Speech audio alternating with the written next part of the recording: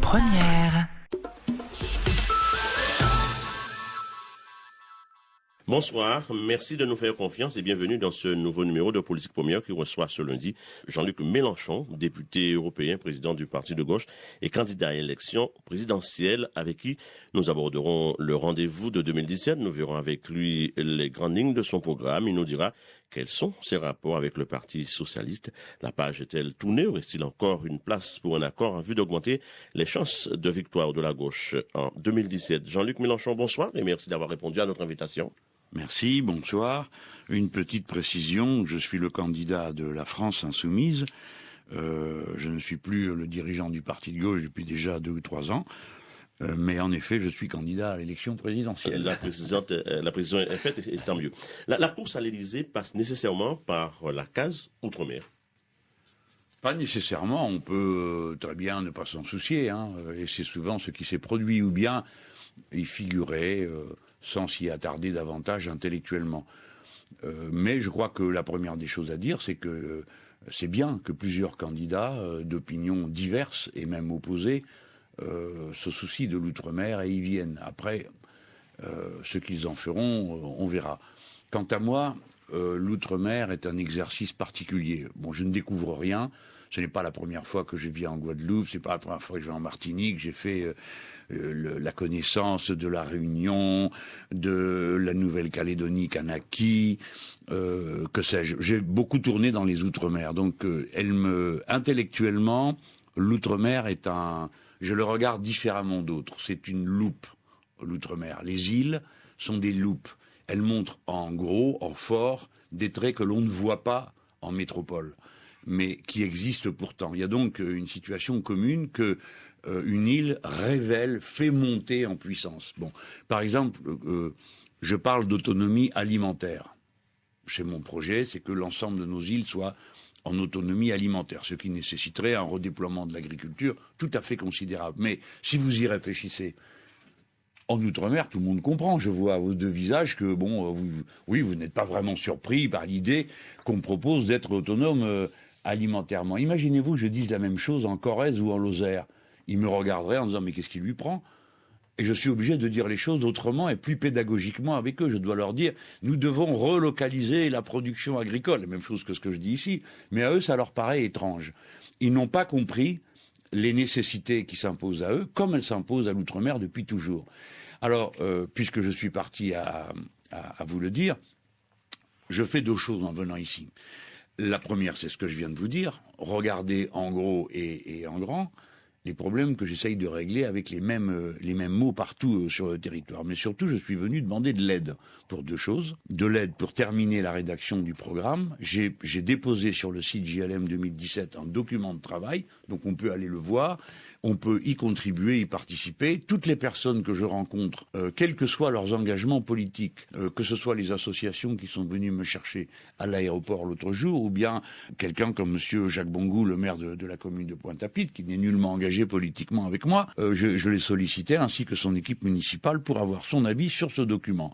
Je ne pouvais pas lancer cette procédure depuis la métropole. Personne ne l'aurait accepté ou compris. On se serait dit, mais cet homme est donc incapable de se déplacer, qu'est-ce qui lui prend? Donc voilà pourquoi j'ai voulu marquer par ma présence ce fait. Et puis, évidemment que je viens dire aux gens, si je suis le président de la République, attendez-vous à un très grand changement, car de région ultra-périphérique que vous êtes aujourd'hui, considérée comme telle par l'Europe, vous deviendrez région ultra-avancée et pilote pour les grands projets que je porte dans mon programme présidentiel. Et donc vous êtes en meeting ce soir au Gosier, vous attendez qui? Et j'allais dire pour dire quoi, mais enfin certainement pour répéter ce que vous êtes en train de nous dire.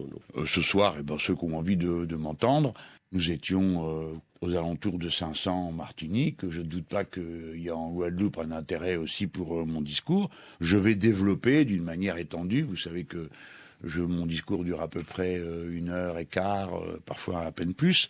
Je vais développer l'ensemble des aspects du programme, enfin sa construction, sa cohérence, à qui je m'oppose. Car bien sûr, je m'oppose à une autre vision du monde, qui est celle des libéraux. Notamment pour les Outre-mer, c'est d'une conséquence considérable, car pour eux, vous êtes une sorte de hub à marchandises qui arriverait du continent, en destination du continent qui est en face, et vous, au passage, vous êtes censé être une économie de service. Je ne crois pas du tout à ce modèle économique, donc je vais expliquer tout ça. Du coup, sans doute, verrons-nous aussi en Guadeloupe, où il y a déjà bien du monde qui a signé pour appuyer ma candidature, c'est-à-dire aux alentours de 200 ou 300 personnes, eh bien, nous allons voir des gens se mettre à faire le travail que je demande que l'on fasse, c'est-à-dire conscientiser, faire lire le programme, s'engager, parce que ma campagne est une campagne d'implication et non pas simplement une campagne de communication. Vous avez une qualité, Jean-Luc Mélenchon, c'est d'être invariable, notamment pour votre programme Outre-mer. Et depuis, vous vous battez pour la biodiversité en Outre-mer et surtout les énergies renouvelables. Vous proposez qu'il y ait une prise en compte réelle au profit de ces territoires-là ? Écoutez, il y a deux choses.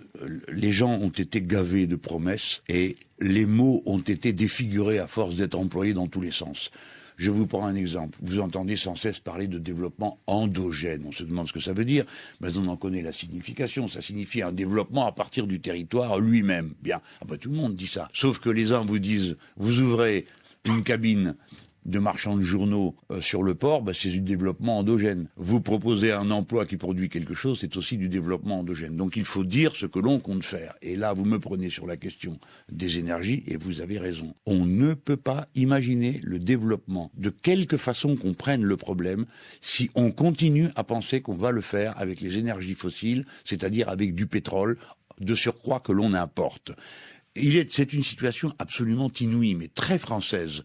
Nous sommes au bord de l'eau, par définition dans une île, et cette puissance énergétique considérable que représente la mer, qui contient 75 fois toute l'énergie dont nous avons besoin sur Terre, nous ne l'utilisons pas. Alors la conséquence, pour moi, c'est qu'au lieu de dire « yaka, faucon, on verra », eh bien je dis on se donne un objectif. Et ensuite, les populations sont en état de vérifier comment on a approché l'objectif. Quel est cet objectif ? 100% d'énergie renouvelable. Vous devez être en autonomie énergétique dans un délai aussi bref que possible. J'estime que on devrait pouvoir y parvenir en 10 ans et peut-être moins si on le veut. Vous avez absolument toutes les opportunités des énergies marines devant vous, aussi bien le mouvement de la mer, le décalage eau chaude, eau froide, que tous les autres aspects comme l'implantation d'éoliennes. Et d'ailleurs, il y a déjà des démarrages significatifs qui ont lieu en Guadeloupe, si bien que personne ne pourra m'objecter que c'est une utopie réaliste qu'on ne saurait pas faire. Par contre, il va falloir produire ici des techniciens de très haut niveau, il va falloir produire des ingénieurs en quantité et en qualité telle qu'ils puissent non seulement servir pour la Guadeloupe, mais qu'ils puissent servir pour la métropole, où nous avons tout de même 1000 kilomètres de côte à garnir de cette façon, et surtout, par-dessus tout, à mon avis, dans notre environnement régional, où les ingénieurs et les techniciens, femmes et hommes de nos terres, Guadeloupe et Martinique, pourraient être l'élite qui entraîne les autres. Mais comment arriver à un tel objectif si on nous vend ou on vend à d'autres nos outils de production ? C'est un grand problème et une grosse honte. Que la France ait vendu ces deux entreprises qui produisent des éoliennes, l'une au nord américain, alors même qu'on venait d'installer le premier champ d'éoliennes en mer que les États-Unis d'Amérique ont jamais eu. Ce sont des Français qui ont installé ça par l'instant, mais l'autre a été vendu aux Allemands et aux Espagnols. Pour autant, il nous reste des capacités. Il y a des entreprises qui savent faire tout ça. Et nous avons la DCNS s'il y a besoin, c'est-à-dire une entreprise publique. Donc nous avons ces capacités. Il y a un problème évidemment d'argent et de but. L'argent, ce n'est pas compliqué. Créer une société nationale publique qui pourrait même d'ailleurs faire appel à des capitaux qui soient ceux des Français. Je pense par exemple à une partie des capitaux qui pourraient venir de l'assurance vie. Vous savez qu'il y a 1500 milliards d'euros en assurance vie et qu'elle bénéficie d'un régime d'exemption fiscale. Alors là, pour le coup, voilà qui pourrait être bien utilisé. Ceux qui ne mettraient plus leur argent dans l'investissement en France ne pourraient plus bénéficier de cet avantage fiscal. Donc ils pourraient aussi placer dans la production énergétique locale. Je saurais organiser ces choses, mais je sais que les collectivités locales sont d'accord pour y aller. Mais il faut financer. C'est rien de trouver de l'argent. Les gens, je sais que ça vous surprend, tellement vous avez de mal à en trouver pour vous-même, dans votre vie privée. Mais ce n'est rien que de se financer auprès de la Banque française d'investissement pour trouver cet argent et démarrer ce plan. Pardon, je termine en disant qu'il ne suffira pas d'installer des machines. Il faudra aussi installer les entreprises qui les construisent, parce qu'on ne peut pas monter des pales d'éoliennes à 2000 km. Il faut les fabriquer, il faut les monter sur place. Et surtout, il faudra planifié, c'est-à-dire organisé pour qu'on ait le nombre de jeunes gens prêts à servir au bon moment. Donc vous devez avoir un vrai maillage du territoire avec des lycées professionnels de la mer et des formations universitaires, licence professionnelle, c'est moi qui ai inventé ça à l'époque où j'étais ministre, qui touchent à ces métiers directement liés aux énergies de la mer et aux autres métiers de l'économie de la mer. En touchant aussi qu'à vos assurances vie, voire à la défiscalisation, est-ce que vous n'attirez pas les foudres des épargnants ou du grand capital ? Il est certain que ça ne sera pas apprécié de tout le monde, mais les territoires d'outre-mer ne sont pas des enclos à engraissage fiscal. Je dénonce ce système, il coûte horriblement cher et personne n'en voit le résultat. Car vous savez que lorsque vous faites un investissement, fût-ce un bateau de plaisance, vous bénéficiez d'un dégrèvement fiscal, c'est-à-dire que les Français se cotisent pour vous permettre de faire ça. Mais le dégrèvement fiscal en question, c'est-à-dire la somme que vous avez économisée ou que vous avez reçue en remboursement de trop payés d'impôts, vous n'êtes nullement obligé de l'investir ici.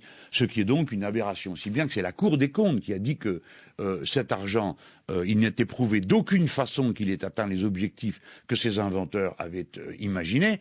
Et la Cour des comptes ajoute que souvent on observe l'effet contraire, c'est-à-dire que des gens qui de toute façon auraient investi en profitent pour déplacer leur investissement vers des investissements sans risque ou des investissements que de toute façon ils comptaient faire. Donc l'effet d'aubaine a assez duré.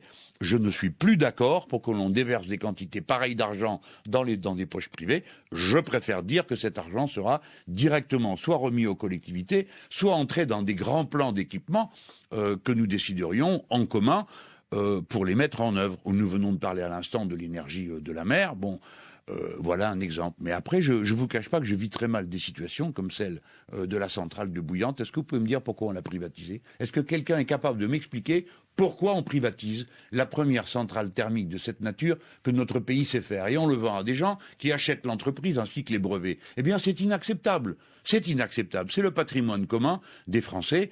Et nous avions là, il me semble, nous l'avons toujours, une expérience parmi les plus rares au monde, savoir tirer de l'énergie électrique d'un volcan. Il me semble que les Guadeloupéens auraient pu être nos ingénieurs, nos techniciens qui courent dans tous les pays autour pour expliquer comment on fait. Je ne comprends pas qu'on n'y ait pas pensé, que le gouvernement ne se soit jamais soucié de cet aspect du problème, et je suis sûr que les élus locaux sont furieux. Vous promettez, si vous êtes élu président de la République, une amnistie sociale pour les syndicalistes. Est-ce que vous cherchez à séduire, en tout cas, à avoir les voix du monde syndical, ou vous croyez qu'il y a une vraie justice dans le sort, dans le traitement des syndicalistes? Je souhaite en effet que les syndicalistes votent pour moi, parce que je suis celui qui a toujours eu à cœur leurs préoccupations et leur sort. Mais une campagne électorale, ce n'est pas qu'une affaire de séduction, même s'il y a évidemment des effets de séduction, on ne peut pas le retirer. C'est aussi une affaire de conviction. Il est inacceptable que soit criminalisée l'action syndicale. Je l'ai dit en métropole, du temps où M. Sarkozy présidait et qui a frappé durement les syndicalistes. Vous en avez su quelque chose ici. Bon, eh bien, j'avais demandé et obtenu de François Hollande la promesse qu'il prononcerait une amnistie sociale. Et il est revenu sur cette promesse qu'il m'avait faite personnellement, les yeux dans les yeux. Et j'étais très fier de pouvoir revenir devant les syndicalistes en leur disant « Mes amis, nous avons au moins obtenu ça, de ce changement, vous êtes votre honneur est lavé ». Alors, on me dit, oui, mais il y a eu des excès. Fort bien, il y a eu des excès, je le sais. Mais je connais surtout les excès de la dureté, du refus du dialogue, de la provocation, qui ont permis ensuite que l'on réprime des syndicalistes. Les syndicalistes, ils peuvent vous agacer, mais ils sont le sel de la terre, parce que c'est eux qui défendent les intérêts des salariés, qui ont à cœur le bien commun. Souvent, ils n'y gagnent absolument rien personnellement, sinon prendre des coups. C'est pourquoi, oui, je le répète très solennellement, dans un esprit de réconciliation et d'apaisement, je prononcerai une ample amnistie sociale pour les syndicalistes qui ont été condamnés, parce qu'à mon avis, ce n'est pas une bonne chose dans une démocratie de criminaliser l'action syndicale. Vous avez parlé du président François Hollande, l'occasion peut-être pour parler plus largement de vos relations avec le PS aujourd'hui. C'est une relation compliquée, difficile. Non, c'est une relation qui est inexistante. À mesure que le temps a passé depuis que j'ai quitté le mouvement socialiste, dans lequel j'ai été partie prenante pendant plus de 30 ans, avant d'aller demander au peuple français la confirmation de ma décision, puisque j'étais sénateur socialiste quand je me suis présenté aux élections européennes, non que j'ai une envie spéciale de figurer dans ce Parlement fantôme, mais parce que je voulais que ce soit le peuple qui me donne un mandat. et qui n'était plus le mandat du Parti socialiste. Depuis cette période, aucune relation particulière, personne n'a pris contact avec moi. Et le peu qu'il a fait, c'est-à-dire le président de la République, en qualité de président, chaque fois qu'il m'a reçu, m'a menti. Il n'a pas tenu la parole sur les engagements qu'il avait pris avec moi. Pour le reste, j'ai au Parti socialiste, comme vous l'imaginez, des amis personnels, bien sûr. Mes amitiés n'ont pas changé, même si politiquement, je resterai inflexible. Et je ne veux pas entendre parler d'être mélangé, si peu que ce soit, à la politique de ce gouvernement que j'ai critiqué pendant 5 ans à juste titre, et au malheureux mouvement socialiste. Les mots, voyez-vous, me viennent tout seuls à la bouche. Au malheureux mouvement socialiste qui a été abaissé comme il l'est aujourd'hui et abandonné à des chefs de circonstance qui n'ont plus aucune espèce d'idée sur le futur et passent le plus clair de leur temps à se battre entre eux pour savoir qui va à la fin posséder le label. Cette querelle ne me concerne pas. Mais les électeurs socialistes et les militants socialistes, oui, sont les bienvenus autour de moi. Ils peuvent participer à égalité de droit avec tous les autres à la bataille que je lance. Votre participation à l'élection présidentielle vous offre sans doute une belle tribune pour développer vos idées, mais la fragmentation de la gauche, justement, va peut-être lui coûter, va lui être fatale, tout au moins lui coûter la seconde place, le second tour, justement. Je pense pouvoir y arriver, mais je voudrais rappeler à tous ceux qui m'écoutent que la dignité d'être citoyen nécessite que chacun fasse l'effort de penser au bien commun. Et les responsables politiques doivent d'abord parler des propositions qu'ils font et laisser les citoyens à eux d'apprécier si c'est cohérent ou si ça ne l'est pas.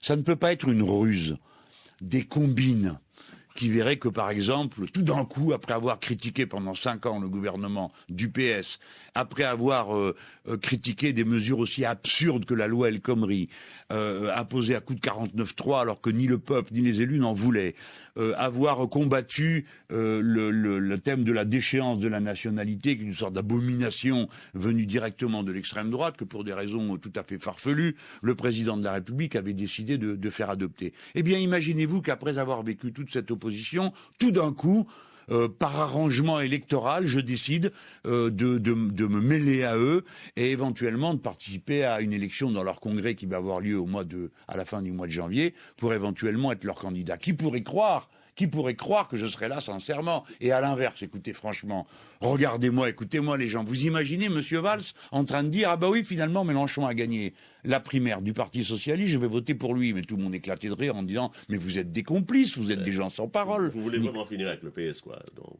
vous voulez vraiment finir avec le PS, réglez-vous compte. Mais non, que le PS vive sa vie, qu'il fasse ses propositions, et nous verrons bien qui l'emportera dans le cœur et dans l'esprit des citoyens. Mais si demain, comme c'est déjà le cas aujourd'hui, si j'en crois les enquêtes d'opinion, eh bien, si c'est moi qui suis, comme c'est la situation aujourd'hui, en tête de cet ensemble, disons, large, hein, parce qu'il n'y a pas aujourd'hui les étiquettes gauche et droite, vous savez, on se demande ce que ça veut dire. Hein. Mais enfin, c'est moi qui suis là dans cette situation, ils me connaissent, pourquoi ne viennent-ils pas m'aider? Je pense qu'après la primaire, en toute hypothèse, beaucoup d'entre eux viendront m'aider. Et voilà, et c'est la vie. Il y a justement, donc la primaire, vous l'avez dit, ils sont 7 à s'affronter. Qui souhaitez-vous affronter? Du moins, qui vous souhaitez qu'ils sortent vainqueurs de cette primaire? J'ai pas de souhait, parce que vous voyez, je serais imprudent de dire un nom. Ça lui coûterait cher, je suppose, hein, en interne. Et puis c'est pas mon goût. Je verrais bien qu'ils ont désigné. De toute façon, ils sont tous dans la même épure. Voyez-vous, il n'y en a pas un qui veuille passer à la 6e République en passant par une assemblée constituante. Il n'y en a pas un qui veut arrêter le nucléaire. Il n'y en a pas un qui veut le 100% d'énergie renouvelable dans les 10 ans qui viennent. Il n'y en a pas un qui veut sortir des traités européens, il les trouve très bien, et même M. Montebourg a dit, M. Peillon a dit, ça ne se négocie pas, personne ne peut le faire. Voilà. Donc vous avez un ensemble de gens qui sont dans un même socle d'idées vis-à-vis desquelles je suis en contradiction. Ça n'empêche pas qu'il y ait des nuances entre eux, bien évidemment. Mais ça, c'est aux socialistes de se débrouiller de ces nuances. Elles ne me concernent pas. Je ne suis pas d'accord. Je fais d'autres propositions. Je dis j'en demande pardon à ceux qui m'écoutent, parce que ça a un côté un peu personnel, mais tout le monde comprend que je parle là au nom des insoumis, des Outre-mer et de la métropole, qui m'entourent avec ferveur, comme vous le savez, depuis le début de cette campagne. Voilà. Vous êtes au fond dans un changement d'époque. Vous savez, j'ai été membre du Parti Socialiste, je l'ai connu ascendant. Et puis, il se trouve que les catégories sociales qui portaient le Parti Socialiste à l'époque se sont divisées, éparpillées, précarisées. Vous comprenez ? Dans les années 70, c'était les enfants des enfants de la suite de la guerre. Ils étaient tout contents, on faisait des choses merveilleuses. Aujourd'hui, vos enfants ont un diplôme, ils ont bac+1, bac+2, bac+3, ils n'ont pas de travail. La précarité règne dans toutes les familles. Et vous, qui vous êtes donné du mal pour élever vos enfants, vous demandez pourquoi vous avez fait tous ces efforts. Eh bien, tous ces gens-là quittent la sympathie avec les socialistes au profit, souvent, d'un personnage comme moi qui leur paraît plus cohérent et plus décidé à faire avancer les choses. Là, une question d'actualité. La présidente du FMI, Christine Lagarde, était reconnue coupable ce matin de négligence, mais dispensée de peine. Une réaction ? Je pense que les Français vont très mal réagir. Parce que une négligence qui coûte 400 millions, c'est tout de même une négligence dont on ne permet pas le millième ou le milliardième aux Français qui a un compte en banque qui par négligence dépasse le rouge habituel auquel le banquier l'accepte. Hein, bon, ça va quoi. Donc il y a vraiment, va se développer parmi les Français le sentiment d'un 2 poids, 2 mesures. Et savez-vous quoi ? Eh bien, ils ont raison. Il y a 2 poids, il y a 2 mesures. Et selon que l'on est puissant ou misérable, on est traité d'une façon ou d'une autre. Et c'est bien avec ce système de l'oligarchie et de la caste qu'incarne Madame Lagarde mieux que personne d'autre. Ces personnes, vous savez, qui tournent d'un cabinet de super avocats mondialisés à un gouvernement avant de revenir à une banque, avant de passer au FMI, qui sont les maîtres du monde, et se sentent toutes ébahies qu'on ose leur demander des comptes. Elle-même disait « J'admets avoir été négligente », comme si elle connaissait le résultat du jugement avant même que la Cour se soit prononcée. Elle admettait d'avoir été négligente, oui, eh bien nous ne la croyons pas. Nous croyons qu'elle a agi sous la pression de toute une série de gens qui avaient un intérêt particulier à ce que le jugement d'arbitrage de l'époque soit rendu comme ça. Maintenant, écoutez-moi, mes concitoyens, si jamais vous acceptez le traité TAFTA, qui nous unirait en un marché commun avec les États-Unis d'Amérique. Demain, tous les jugements concernant les multinationales qui attaqueront notre État seront faits par des tribunaux privés du genre de celui qui a été utilisé pour régler l'affaire de M. Tapi. Donc maintenant, vous ne pouvez pas dire « je n'étais pas au courant, je ne savais pas que ça fonctionnait comme ça ». Vous avez la preuve de l'infamie qu'est ce type de procédé en voyant comment Mme Lagarde, avec un tribunal d'arbitrage, a pu faire cadeau de 400 millions pris dans vos poches pour les donner à quelqu'un. Il y a une mesure qui fait réagir ici, c'est la sortie de l'Union européenne. La Guadeloupe en a profité en tant que pays en voie de rééquilibrage. Aujourd'hui, vous dites que les recommandations, les règlements de l'Union européenne ne sont pas adaptés à nos régions. Moi, je n'ai pas dit que nous sortirions de l'Union européenne. Ni même de l'euro. Je dis seulement que tel qu'est organisée aujourd'hui l'Union européenne avec les traités que nous connaissons, celui que M. Sarkozy a écrit avec Mme Merkel, puis le suivant que M. Hollande, qui avait d'abord prétendu le renégocier, a accepté et avalé tout rond, ces traités condamnent à mort des activités qui pour nous sont essentielles. Nos services publics, une manière de vivre, et organisent une compétition générale entre les peuples de l'Europe. Par l'interdiction de l'harmonisation fiscale, donc que se passe-t-il ? Eh bien, les entreprises vont là où on paye le moins d'impôts.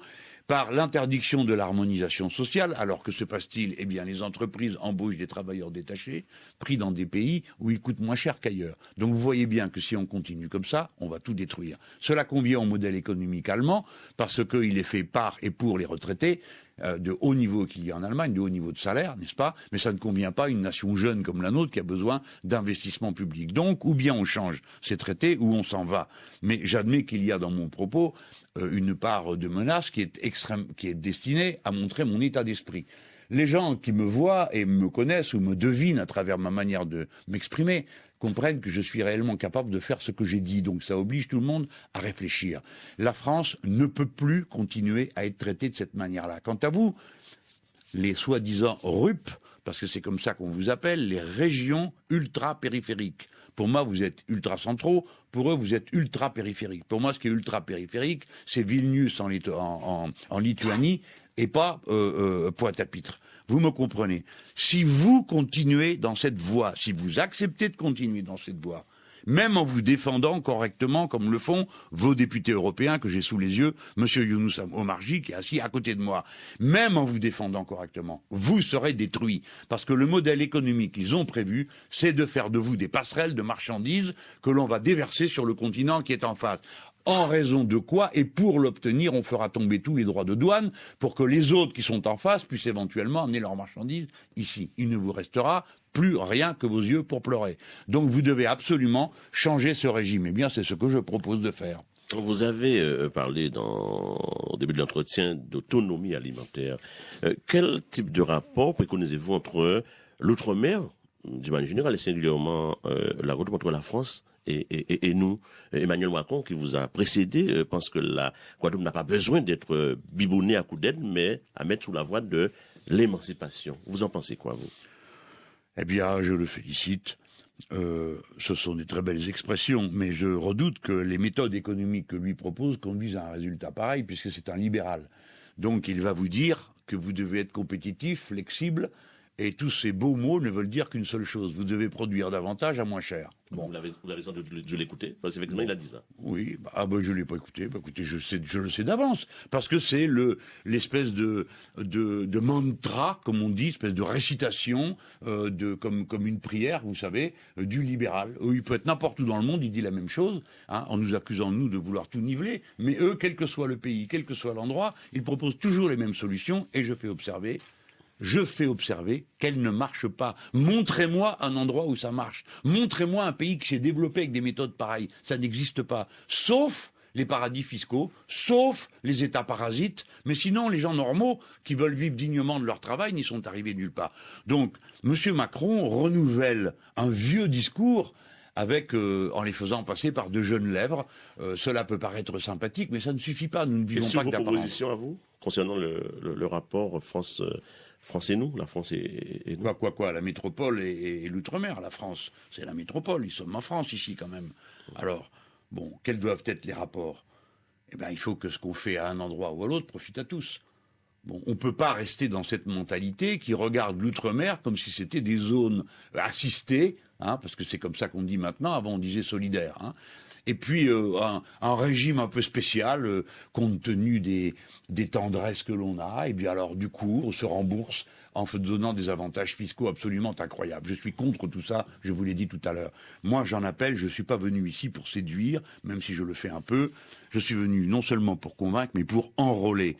Si c'est moi qui suis le président de la République, vous devrez être les départements pilotes de l'autonomie énergétique et alimentaire. Vous devrez être les départements pilotes de la planification. Et je vous demanderai, comme chef de l'État, de vous avancer vers nos voisins et les alliances régionales, telles que Mercosur, telles que l'ALBA, etc., pour avoir les discussions pour voir quelle place la Caraïbe française peut occuper, et donc la France elle-même dans ces ensembles. Je suis pour sortir de l'organisation du traité de l'Atlantique Nord, alliance militaire avec les États-Unis d'Amérique, pour nous rapprocher des nations émergentes et constituer avec elles des blocs de défense de notre souveraineté populaire. Voilà ma vision des choses. Alors je sais qu'elle est exigeante, on peut dire oh là là, si on commence à écouter cet homme, on va du matin au soir, on va être mobilisé. Ben oui, c'est ça, ou continuer ce cirque si cruel qui fait que nous avons ici des taux de chômage comme on n'en a nulle part ailleurs, sans aucune raison. Ce n'est pas vrai qu'il y ait une malédiction. Ce n'est pas vrai que les gens ne sachent pas faire. Ce n'est pas vrai. Nous pourrions avoir ici une économie de pointe. Et je le dis, et je crois qu'on peut le faire. Mais pas avec des blablas et en expliquant aux gens que c'est de leur faute s'ils sont malheureux, c'est de leur faute s'ils sont au chômage et qu'ils ont qu'à être plus flexibles et compétitifs. Ce sont des sottises. Dans un chassé-croisé, vous avez sans doute croisé Emmanuel Macron à l'aéroport. Il paraît, oui, que je ne l'ai pas vu, mais on devait se serrer la main, mais ça ne s'est pas trouvé. Il y a des vidéos qui tournent où il danse. Vous irez danser et chanter dans les chantés Noël? Non, je ne le crois pas. J'ai chanté Noël une fois, mais c'était à la Martinique. Je faisais une visite de ministre.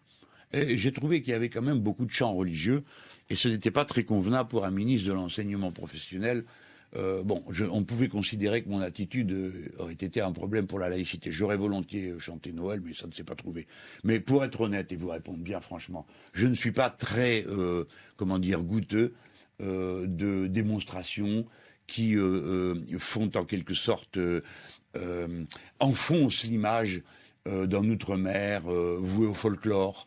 Aux danses et à toutes ces choses qui naturellement sont un bienfait dans l'existence, mais qui à mon avis n'ont pas leur place dans le domaine public. Et si je ne danse pas, ce n'est pas que je n'aime pas ça, c'est que je ne veux pas donner cette image de vous et de moi.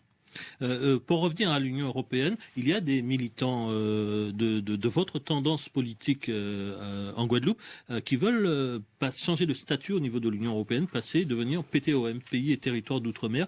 Selon nous, ce serait mieux pour la Guadeloupe. Eh bien, c'est à eux de l'expliquer. Quant à moi, je salue et remercie tous mes amis d'être mes amis, mais dans le cas qui m'occupe, j'ai déposé un texte qui est mis en débat, que ses amis fassent valoir leurs arguments, qu'ils les présentent, ils seront écoutés avec attention, bienveillance et camaraderie. Mais à l'heure actuelle, ce n'est pas ma position. Mais mine de rien... Je peux changer d'avis, vous savez. Par exemple, on m'a convaincu du droit de vote à 16 ans. Je n'en étais pas du tout convaincu. Et puis, on m'en a convaincu. Si bien que, comme j'ai dit, j'étais convaincu et que ça s'est entendu, il y a eu un débat en métropole sur savoir si c'était une bonne idée ou pas que ce droit de vote à 16 ans. Eh bien, je suis content qu'on ait des débats comme ça de temps à autre. Vos amis sur place qui font campagne pour vous ont une véritable campagne de proximité. Vous pensez que c'est la meilleure manière, la meilleure façon de faire ? Écoutez, nous ne pouvons pas faire autrement parce que il y a deux raisons pour lesquelles c'est comme ça. La première, c'est que très rapidement, j'ai tout le monde sur le dos. On a dédiabolisé Madame Le Pen d'une manière irresponsable en métropole, mais on m'a diabolisé avec une énergie tout à fait considérable. Pour l'instant, les très importants sont occupés à s'entre-dévorer. Donc ils se préoccupent moins de moi. Et grosso modo, il y a, disons, un peu moins de hargne que d'habitude. Pendant cette période, nous devons en profiter pour ancrer notre campagne. Car je n'ai rien à faire, et mes amis non plus, de gens qui viendraient par hasard ou par distraction. Nous avons besoin que chacun réfléchisse bien, rentre en lui-même, lise le programme, se conscientise, parce que si nous gagnons, et je pense que nous avons une chance d'y parvenir, il faudra faire ce qu'on a dit qu'on doit faire. Et on ne peut pas le faire sans un peuple conscientisé, qui sait où il va, qui est prêt à se mobiliser pour atteindre les objectifs. Et voilà, la deuxième raison, c'est ça, c'est que nous sommes dans un processus qui doit être impliquant. Je commence par une campagne, et ensuite, quand nous serons, si nous y sommes, et moi j'ai toujours pensé qu'on fait une campagne électorale pour la gagner, et la responsabilité exige que l'on y réfléchisse en vainqueur, eh bien, si nous avons le dernier mot, c'est-à-dire si une majorité se porte vers nous, eh bien, il faudra que cette implication populaire qui aura été construite avant se prolonge après. Car j'ai appris une chose dans ma vie, on ne change pas les choses d'en haut. Il y a ce que pensent ou ce que présentent les sondages, précisément, vos espoirs et vos convictions. Vous pensez pouvoir y arriver ? Oui, sinon je ne ferai pas campagne. De toute façon, je vous l'ai dit à l'instant, j'ai été candidat de très nombreuses fois dans ma vie, j'ai été élu de très nombreuses fois. Je n'ai pas perdu si souvent que ça. J'ai perdu une cantonale et une présidentielle. C'est pas beaucoup sur une quinzaine de candidatures. Mais je le dis avec le sourire. C'est Léon Mélenchon. Le moment, peut-être. Mais peut-être on met mon nom parce qu'il faut bien qu'on donne un nom aux circonstances. Mais, messieurs, vous savez comme moi, vous êtes conscients comme moi du fait qu'on ne peut plus continuer comme ça. Vous le savez, c'est votre métier, vous interdit de me donner raison à cet instant. Mais nos enfants savent que si on continue à penser le futur sans commencer par se préoccuper de l'écosystème que nous avons en commun et de protéger la nature dans laquelle nous vivrons, il n'y a pas d'avenir pour l'humanité. Donc il est temps de changer les méthodes. Et c'est cette... je me dis, les gens comprennent comme moi les étapes qui viennent. Beaucoup de gens ont été des hommes ou des femmes comme moi, assez traditionnels du mouvement progressiste. Et il a fallu cette prise de conscience pour comprendre que la difficulté que nous affrontons est en même temps une immense chance. Voyez-vous, c'est un défi à relever. Et si on s'y met tous, je pense qu'on aura un beau futur. Est-ce que je peux y arriver ? Ben oui, parce que vous savez, les élections ne sont pas ce qu'on en a dit. Il n'y aura personne qui fera un score à 30%. Ce n'est pas vrai. La société française n'est pas assez homogène pour engendrer un résultat comme celui-là. Ce sera une élection très disputée. Et dans cette dispute, je pense qu'il y aura une prime pour les plus opiniâtres, les plus cohérents, et ceux qui font plus d'implication que de communication. Là, pour terminer, Jean-Luc Mélenchon, vous parliez du Front National.